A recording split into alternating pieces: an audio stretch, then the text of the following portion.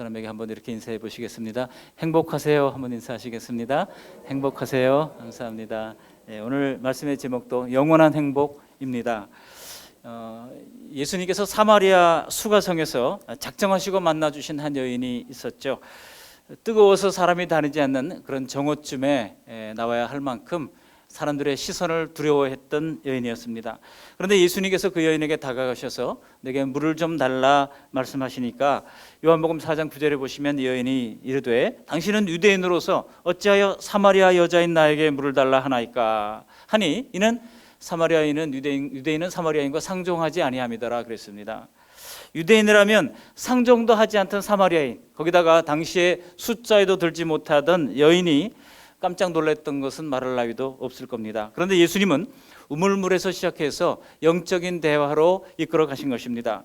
예수께서 대답하여 이르시되 이 물을 마시는 자마다 다시 목마르려니와 내가 주는 물을 먹는 자는 영원히 목마르지 아니하리니 내가 이것을 믿느냐라고 말씀하십니다. 그러면서 내가 주는 물은 그 속에서 영원토록 솟아나는 샘물이 되리라 말씀하십니다. 여러분, 샘물을 발견할 때 샘물이 차갑고 또 물이 계속 솟아날 때 사람들이 얼마나 기쁩니까? 그런데 가뭄이 들면요, 그런 샘물마저도 마르게 됩니다. 근데 예수님께서는 그 속에서 솟아나는 영원한 샘물이 될 것을 말씀하십니다. 그리고는 두 번째 주제로 대화를 이끌어 가지 않습니까? 요한복음 4장 14절 이하에 보면 가서 이르되 내 남편을 불러오라 라고 말씀하십니다. 그 여자가 대답하되 나는 남편이 없습니다 라고 얘기하니까 예수님께서 즉각 받아서 하신 말씀이 무엇입니까? 너에게 남편 5이 있었고 지금 있는 자도 내 남편이 아니니 내 말이 맞다, 그렇게 이야기를 합니다. 이 여자가 보니까 예수님이 자신의 모든 생애를 꿰뚫어 알고 있는 것 같거든요. 그러니까 하는 말이 주여 내가 보니 당신은 선지자로소이다 얘기를 합니다. 주님은 남편 이야기로 시작해서 참된 선지자로 대화의 주제를 옮겨가고 있는 것을 볼 수가 있습니다. 여러분, 이 여자의 모습을 보십시오. 문자 그대로 이 여인은 남편을 5번이나 바꾸면서도 행복을 찾으려고 했지만 거기에 행복은 없었습니다. 여인은 행복을 찾아서 오늘은 이 남자, 내일은 저 남자 발걸음을 옮겼지만 그 누구도 그 무엇도 참된 행복을 여인에게 줄 수가 없었던 겁니다. 정말 여인은 행복의 파랑새를 찾아서 이 산 저 산 넘어가면 행복이 있을까 찾았지만 거기에도 없었다는 겁니다. 아무 곳에서도 행복을 찾을 수 없었던 겁니다. 그런데 예수님은 그 여인에게 이렇게 선언하십니다. 요한복음 4장 14절에 내가 주는 물을 마시는 자는 영원히 목마르지 않다라고 말씀하고 있습니다. 다시 말하자면 예수님은 이 가련한 여인에게 어떤 순간적인 즐거움과 쾌락이 아닌 영원한 행복을 약속하신다고 말씀하시고 있는 것입니다. 하나님의 약속이죠. 그렇다면 영원한 행복이 과연 가능하겠습니까?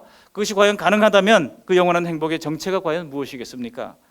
오늘 우리 가운데 한 사람도 예외 없이 이 영원한 행복을 누리게 되시기를 기도하면서 오늘 본문을 통해서 하나님 주신 은혜를 누리게 되기를 바랍니다. 오늘 본문에 보시면 히브리서 기자가 쓴 기록이잖아요. 여기 보면 이 영원한 행복의 본질이 뭐냐, 그리고 영원한 행복을 우리가 어떻게 확실히 알 수 있는가, 그리고 그 영원한 행복의 소망에 관하여 말씀을 이제 다루고 있습니다. 영원한 행복의 본질, 그리고 확실성, 그리고 소망을 함께 나누면서 은혜를 나누고자 합니다. 첫 번째로 영원한 행복의 본질이 뭐냐 하는 겁니다. 오늘 본문을 돌아가서 보시기 바랍니다. 13절 14절에 보시면 히브리서 기자는 믿음의 조상 아브라함에게 하나님이 주신 행복의 약속을 상기시키고 있습니다. 한번 13절 14절 말씀 읽어보십니다. 13절 하나님이 아브라함에게 약속하실 때 가리켜 맹세할 자가 자기보다 더 큰 이가 없으므로 자기를 가리켜 맹세하여 이르시되 내가 반드시 너에게 복주고 또 복주며 너를 번성하게 하고 번성하게 하리라 하셨더니. 아멘. 본래 여러분 이 말씀은 창세기 22장에 나오는 말씀을 지금 히브리서 기자가 인용하고 있는 겁니다. 창세기 22장 16절 이하에 보시면 이르시되 여호와께서 이르시기를 내가 나를 가리켜 맹세하노니 네가 이같이 행하여 내 아들 내 독자도 아끼지 아니하였은즉 내가 내게 큰 복을 주고 내 씨가 크게 번성하여 하늘의 별과 같고 바닷가의 모래와 같게 하리니 내 씨가 그 대적의 문을 차지하리라. 또 내 씨로 말미암아 천하 만민이 복을 얻으리니 이는 내가 나의 말을 준행하였음이니라 하셨다 하니라 그랬습니다. 이런 창세기 22장에 아브라함이 이삭을 하나님 앞에 제물로 드리고 나서 하나님이 그에게 주신 놀라운 시복의 말씀입니다. 본래 아브라함에게 주신 약속의 핵심은 아브라함의 씨가 될 한 분에 대한 것이 그 초점이었어요. 결국 아브라함의 씨 한 분 누굽니까? 오실 메시아 예수 그리스도를 가리키는 것입니다. 그리고 그분을 통해서만이 천하 만민이 복을 얻게 된다는 거예요. 이제 유대인들만 복을 얻게 되는 것이 아니고 천하 만민이 복을 얻게 될 것을 말씀하고 있는 것입니다. 이것이 바로 구약의 언약이에요. 그리고 신약은 그 천하 만민이 복을 얻게 될 아브라함의 씨로 오신 한 분 예수님을 계속해서 증거해 주고 있는 것이라 할 수 있습니다. 정말 그럴까요? 예수님께서 하신 말씀을 들어보면 그렇다고 하는 사실을 알 수 있습니다. 우리 예수님께서 뭐라고 말씀하셨습니까? 요한복음 8장 56절 보시면 너희 조상 아브라함은 나의 때 볼 것을 즐거워하다가, 보십시오, 예수님이 하신 말씀이에요. 너희 조상 아브라함은 나의 때, 예수님의 때 볼 것을 즐거워하다가 보고 기뻐하였느니라. 이미 아브라함 시대에, 아브라함이 언제 시대입니까? 아브라함 시대에, 족장 시대니까 BC 3000년경 사람이에요. 지금으로부터 그러니까 5000년 전의 사람입니다. 그때 아브라함이 이미 성령의 영감을 통해서 자신의 후손으로 올 예수 그리스도 메시아를 보았다고 하는 것입니다. 그래서 보고 즐거워했다, 보고 기뻐하였다고 말씀하고 있습니다. 무슨 말씀입니까? 결국 하나님께서 믿음의 조상 아브라함에게 약속하신 행복의 본질은 그것을 인류가 아브라함의 후손으로 오신 구세주 예수님을 믿고 구원받아 축복의 통로로 쓰임받은 것이었어요. 그러니까 죄로부터의 구원은 없는 것입니다. 죄로부터 구원 없는 행복은 결코 있을 수가 없는 것입니다. 죄책은 마음의 행복을 뺏어가는 가장 큰 장애물이라 할 수 있습니다. 성령께서 우리의 죄를 책망하시거든요. 그런데 우리는 예수님을 믿는 순간 그 죄사함을 선물로 받게 되는 것입니다. 로마서 4장 7절 이하에 사도 바울도 아브라함에게 약속된 이 행복의 본질이 뭔가를 이렇게 설명하고 있습니다. 로마서 4장 7절 이하에 불법의 사함을 받고 죄가 가려진 사람은 복이 있고 주께서 그 죄를 인정하지 아니할 사람은 복이 있도다 함과 같으니라 그랬습니다. 그러나 믿는 자의 행복은 단순히 죄 용서받는 것에서 그치지 않습니다. 하나님이 아브라함을 부르실 때 단순히 그가 용서받을 것만을 약속하신 것이 아닙니다. 여러분 창세기 12장 2절을 기억해 보시기 바랍니다. 내가 너로 큰 민족을 이루고 내게 복을 주어 내 이름을 창대하게 하리니 너는 복이 될지라 그랬어요. 아브라함 보고 너는 복이 될지라. 아브라함 보고 우리말로 좀 직역을 하면 너는 복덩어리다 이런 얘기예요. 아브라함이 복덩어리가 된다는 것입니다. 어떤 의미에서 아브라함이 복덩어리가 됩니까? 아브라함이 자기만 복을 받아서 복덩어리가 되는 게 아니고 아브라함을 통해서 많은 사람들이 복을 받게 되니 그가 복덩어리가 된다는 것입니다. 그러니까 여러분 이 영원한 행복의 본질은요, 나만이 행복한 게 본질이 아니에요. 나를 통해서 주변 사람들이 다 덩달아 복을 받는 것. 요셉을 보십시오. 요셉이 고난의 삶을 살았지만 그 주변에 있던 사람이 다 덩달아 복을 받지 않습니까? 하나님이 그에게 복 주니까 그를 고용해 주었던 이제 장군집이 다 복을 받게 되잖아요. 그가 감옥에 가니까 감옥에 있던 사람들이 다 혜택을 보게 되잖아요. 요셉이 가는 곳마다 다 혜택을 봐요. 애굽에 끌려갔지만은 그 애굽에 팔려갔지만은 애굽에서 나중에 총리가 되고 그의 배고픈 가족들을 다 살리는 그런 혜택을 보게 하는 것입니다. 이게 여러분 영원한 행복의 본질을 요셉을 통해서 하나님께서 보여주신 겁니다. 진정한 성격의 행복, 진정한 행복의 이 성경적인 그 모습은 자기 혼자 복을 누리는 게 아닙니다. 이웃들도 나로 말미암아 복되게 함으로 자신이 행복해지는 복. 예컨대 우리는 이웃을 위해 전도도 하고 이웃을 위해 중보기도도 하는 그런 자가 될 수가 있다는 것입니다. 여러분 우리가 드리는 기도의 제목들을 한번 떠올려 보십시오. 나만을 위한 기도입니까? 아니면 이웃도 거기에 포함되고 있습니까? 우리가 이웃들이 우리를 통해서 예수를 믿기로 결단하는 그 순간 우리가 정말 뛸 듯이 기뻐하고 감사할 수 있습니까? 여러분 잊지 마시기 바랍니다. 영원한 행복의 본질은 나만이 잘 되는 게 아니라 나로 말미암아 이웃이 잘 되고 또 이웃이 구원을 얻고 그들도 덩달아 복을 받게 되는 것, 이것이 영원한 행복의 본질이라고 하는 것입니다. 이런 축복의 통로로 쓰임받는 인생 다 되시기를 주님의 이름으로 축원합니다. 두 번째로 이런 영원한 행복의 확실성을 성경은 보증해 주고 있습니다. 여러분 우리가 사는 이 시대를 우리가 불확실성의 시대라 부릅니다. 왜 그렇게 되었습니까?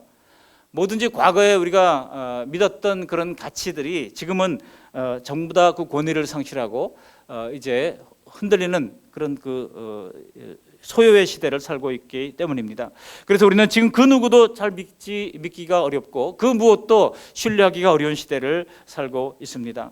그래서 불확실한 우리의 미래를 보장받기 위해서 사람들은 은행에 저축도 하고 또 보험에 가입도 합니다. 그런데 문제는 그 은행이 영원합니까? 은행이 또 망하잖아요. 조흥은행 100년 동안 왔던 조흥은행이 무너질 줄 누가 알았겠습니까? 한일은행이 또 넘어가게 될 줄 누가 알았겠어요? 몰라요. 우리가 보험에 가입하지만 그 보험이 영원할까요? 그렇지도 못하다고 하는 것을 우리는 뉴스를 통해서 많이 보고 있습니다. 어떤 사람이 이제 우스갯소리인데요, 엄청난 복권에 당첨됐대요. 그래가지고 근데 이 사람이 심신이 좀 미약한 사람이었어요. 그래서 복권위원회에서 이 사람에게 이 복권 당첨 사실을 알리게 되면 이 사람이 필시 심신이 미약한 사람이니까 크게 문제가 될 것 같다. 그러니까 어떻게 했으면 좋겠습니까? 회의를 한 결과 보니까 이 사람이 교회를 다니더래요. 그러니까 사람들이 아이디어를 내기를 직접 전달하지 말고 그 교회 목사님께 의뢰를 해가지고 목사님이 조심스럽게 아주 지혜롭게 이 복권 당첨 사실을 알려주도록 하는 것이 좋겠습니다. 만장일치로 결의가 돼서 목사님께 찾아왔습니다. 자초지종을 듣고 이제 목사님이 그 성도님을 불렀어요. 그 성도님을 불러서 목사님이 물어봅니다. 성도님, 혹시 복권 사신 적 있으세요? 그랬더니 예, 그런 적 있습니다 하고 답변을 했습니다. 그래서 목사님이 제가 그냥 기도해드리고 싶어서 그런데 만일에 그 복권이 1등 당첨된다면 성도님 어떻게 하시겠어요? 라고 물어봤대요. 그랬더니 그 성도님이 서슴없이 대답하기를 그게 1등 당첨된다면 50%를 떼서 목사님께 드리지요 그랬다는 거예요. 근데 그 소리를 듣자마자 목사님이 돌아가셨대요. 충격을 받아가지고. 우스갯소리입니다만 여러분, 오늘날 우리가 얼마나 이 물질 만능 시대에 살고 있고 한 것인가를 보여주고 있는 대목이라고 할 수가 있습니다. 목사님이 그 절반 준다는 것에 충격을 받고 그만 돌아가신 겁니다. 뭐 웃자고 하는 얘기겠지만 이런 이야기들이 나돌 때 사실 많은 사람들이 가지고 있는 관심사가 어디 있는가를 보여주는 것이라고 생각하는 것이죠. 여러분, 성경은 그 누구도 신뢰할 수 없는 시대에 언제 어디서나 안심하고 신뢰할 수 있는 유일한 대상은 바로 하나님이라고 선포하고 있습니다. 우리가 주님 같은 반석은 없네. 이 세상에 반석이 어디 있습니까? 반석이라고 믿었는데 반석이 아니잖아요. 어제 4층 화장실 청소를 하는데요, 거기 이 타일이 이렇게 자꾸 배가 불러오더라고요. 왜 그런지 모르겠지만 타일이 점점 배가 불러오더니 손을 씻고 있는데 그만 와장창 무너져 내렸어요. 4층 화장실에 있던 타일이. 그래가지고 그 뭐 몇 개 한 20몇 장이 이제 떨어져 내렸는데 거기서 먼지가 얼마나 나는지요. 막 물을 뿌리고 이제 정리를 했습니다. 야, 이것도 처음에 누군가 붙일 때는 견고하게 붙이느라고 했을 텐데 이게 흔들렸겠죠, 그죠? 작은 지진도 있었을 테니까. 그러다가 드디어 건드리지도 않았는데 그냥 무너져 내리는 겁니다. 우리가 집도 영원하지 않고, 그죠? 우리가 살아가는 이 모든 반석이라고 생각했던 모든 것들이 영원하지 않은 그런 불확실한 시대에 살고 있습니다. 그 누구도 신뢰할 수 없는 시대에 성경은 우리에게 언제 어디서나 안심하고 신뢰할 수 있는 유일한 대상은 바로 하나님이라고 선포하고 있는 것입니다. 구약 전체를 한마디로 요약하면 뭐예요? 창조자 하나님을 신뢰해라, 이겁니다. 신약 전체를 요약하자면 오신 메시아 예수님을 신뢰해라, 그거 아니겠습니까? 오늘 본문의 히브리서 기자는 하나님께서 믿음의 조상 아브라함과 그의 믿음의 후손인 하나님의 백성들에게 영원한 행복을 약속하신 것을 어떻게 신뢰할 수 있는지를 오늘 본문에 보면 두 가지 근거를 제시하고 있어요. 이게 무엇입니까? 먼저 18절 말씀을 같이 한번 읽어 보시겠습니다. 18절, 이는 하나님이 거짓말을 하실 수 없는 이 두 가지 변하지 못할 사실로 말미암아 앞에 있는 소망을 얻으려고 피난처를 찾은 우리에게 큰 안위를 받게 하려 하심이라. 그렇다면 여러분, 여기 18절 중반에 이 두 가지 변하지 못할 사실이라고 하는 것이 무슨 것이겠습니까? 17절 보시면 힌트를 얻을 수 있어요. 17절 말씀도 같이 한번 읽어보시겠습니다. 17절, 하나님은 약속을 기업으로 받는 자들에게 그 뜻이 변하지 아니함을 충분히 나타내시려고 그 일을 맹세로 보증하셨나니. 자, 여기 보면 이 두 가지 변하지 못할 사실이 나옵니다. 첫 번째는 약속이에요.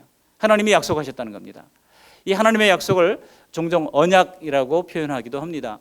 하나님이 언약하셨어요. 그리고 하나님이 또 이번에는 맹세하셨다는 겁니다. 하나님이 보증까지 해주셨다는 겁니다. 그러니까 하나님의 약속과 하나님의 맹세예요. 여러분, 맹세할 때는 항상 자기보다 큰 존재를 두고 맹세를 해야 하는데 하나님이 자기보다 더 큰 존재가 없기 때문에 자기의 이름을 두고 맹세를 했다고 말씀하고 있습니다. 하나님이 이렇게 언약을 하시고 맹세까지 하셨다면 여러분, 믿어도 좋은 것입니다.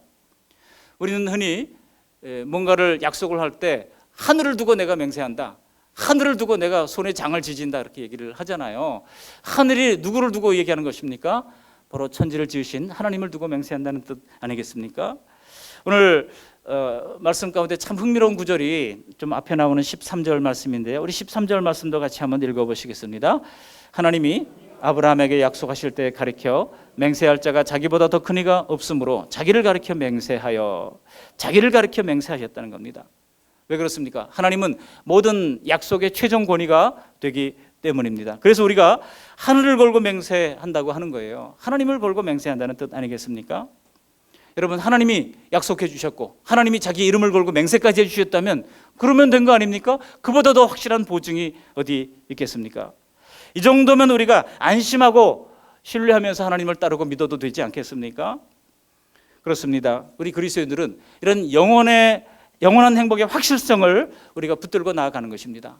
우리 세상에서 뭔가 계약을 할 때도요, 얼마나 거기 계약 조건이 까다롭고 특약을 또 넣기도 하고 이러면서 이제 하잖아요. 또 믿지 못하면 또 이제 보증을 세우기도 하고 그렇게 해서 계약을 합니다. 그래도 그것도 펑크나는 경우가 얼마나 많습니까? 그러나 영원한 행복의 확실성을 우리가 가질 수 있는 것은 하나님이 언약하셨고 하나님이 맹세까지 하셨다는 데 있습니다. 이 사실을 신뢰할 수 있는 우리 모두가 되시기를 바랍니다. 마지막으로 영원한 행복의 소망입니다. 인생은 일종의 항해라고 할 수 있습니다. 그 항해의 성공 여부는요, 얼마나 항해하는 동안 아름다운 정말 노을을 보고 또 이 일출을 보고 또 풍광을 봤느냐에 있지 않습니다. 또 얼마나 항해하는 동안에 그 높은 파도를 잘 견디면서 건너왔는지에 있지 않습니다. 중요한 것은 뭐예요? 항구에 안전하게 배를 대는 데 있습니다.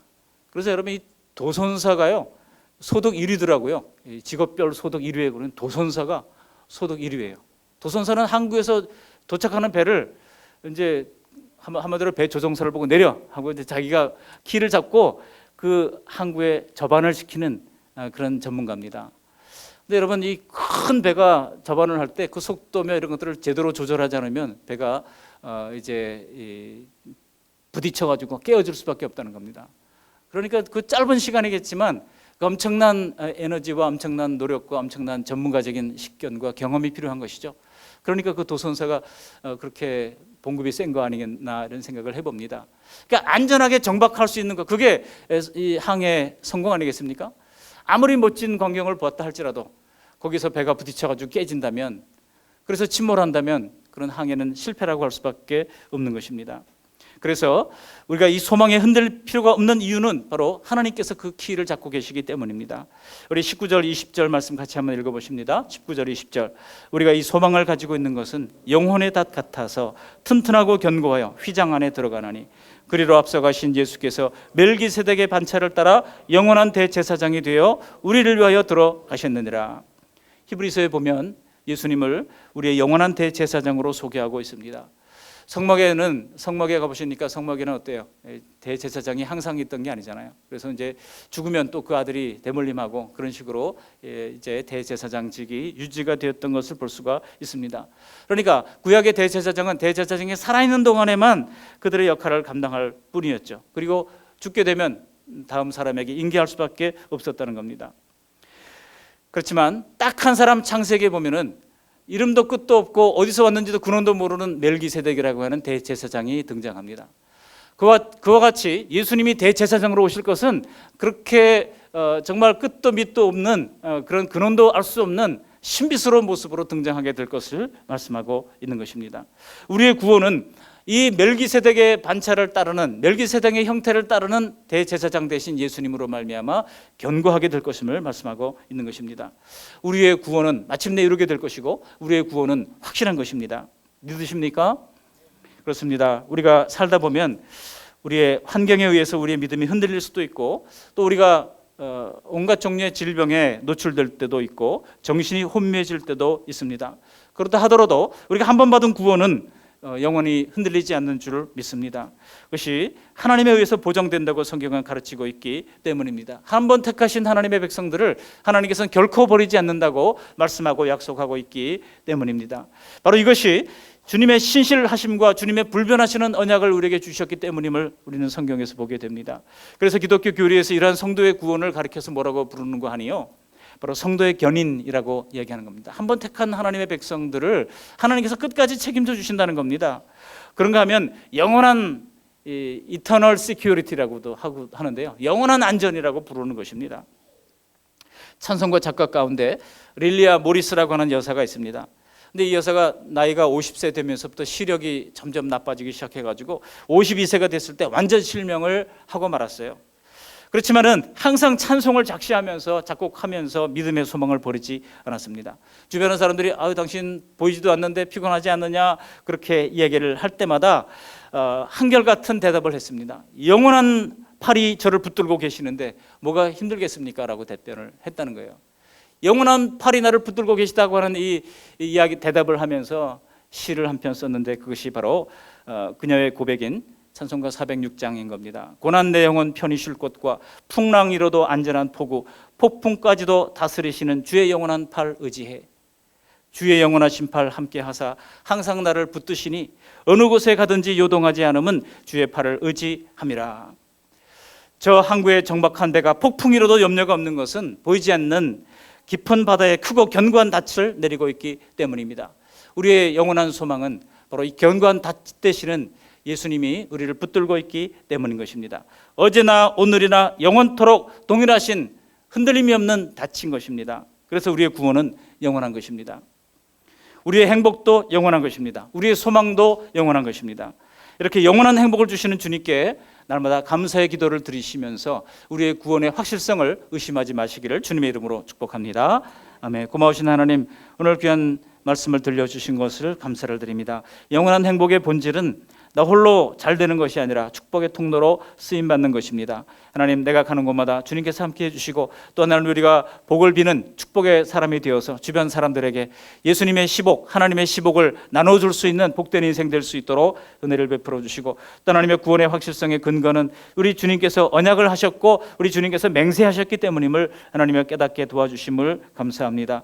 하나님, 우리 영원한 행복의 소망은 나의 구원의 대상이신 예수 그리스도께 믿음의 닻을 깊이 내리는 것인 줄로 믿고 하나님 아버지, 날마다 이 소망에서 흔들리지 않는 복된 믿음의 삶을 살아드릴 수 있도록 은혜를 베풀어 주시옵소서. 예수님 거룩하신 이름으로 감사하며 기도합니다.